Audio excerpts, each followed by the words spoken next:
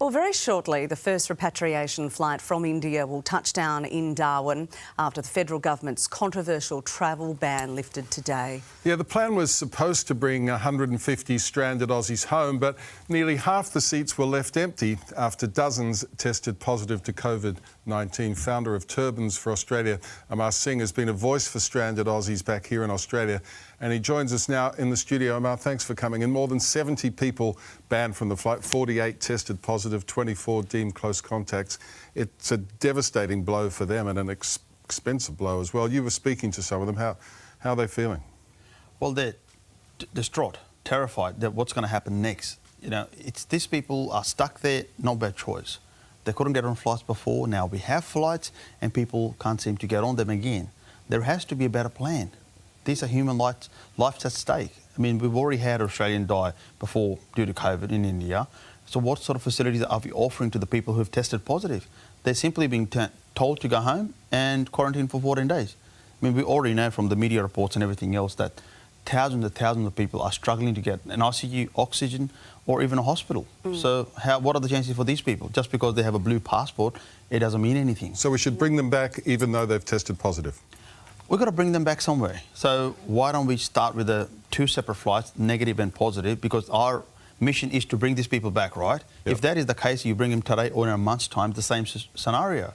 At least we can provide better care for them here. And Amar, it's not such a silly idea because the reality is, even though those people have tested negative to get on that plane, the reality is there may well indeed be positive people on that plane because that just may not have shown up. We've seen from history that it may not show up in tests. So having two planes, one positive, one negative, not a silly idea. Also, I was thinking this morning, why didn't they have a wait list, knowing that some people would be test positive before that flight? Why didn't they have a wait list for people to say, you may not get on this plane, but there may be some seats open up? So why don't we run that? I mean, it seems to be pretty narrow, this plan. Well, before we had the ban without a plan, and now we've got the flights without wings. That's what I call them. Yeah. You know, it's sad that people's lives are being risked and put at stake. Why can't we just do a simple logistic exercise? I'm in transport. You need any help, let me know. OK. You know, simple. Well, there are 9,000 vulnerable Aussies stuck in India, 9,000 who want to get home. Only 450 are expected to return by the end of the month. How are people coping? What lengths are they going to get on these flights? Mate, people are desperate. They're stressed out. Their mental health is through the roof. I've spoken to many through Zoom meetings in group sessions, and they're seeking mental health. They're seeking answers from the government. They're seeking answers from the community to say, why are we being left stranded? We're Australians. They might belong to India by ethnicity, but that's like me. I've been here since I was 15. If you look at me, you might say, oh, he's Indian. But I'm Australian. If you throw me back to India, I wouldn't know where to buy bread. Simple as that. So these people deserve to be back home. We're not asking people who have no links with Australia to be brought here. These are people who have families, who have mortgages, who have businesses. They're Aussies. They're struggling, mate. Yeah, of course. It's simple. I mean, we are the people that are known for mateship. And right now, we're failing on the very basic principle of our society. You spoke with Opposition Leader Anthony Albanese yesterday about this issue. What did you ask for and what was his response?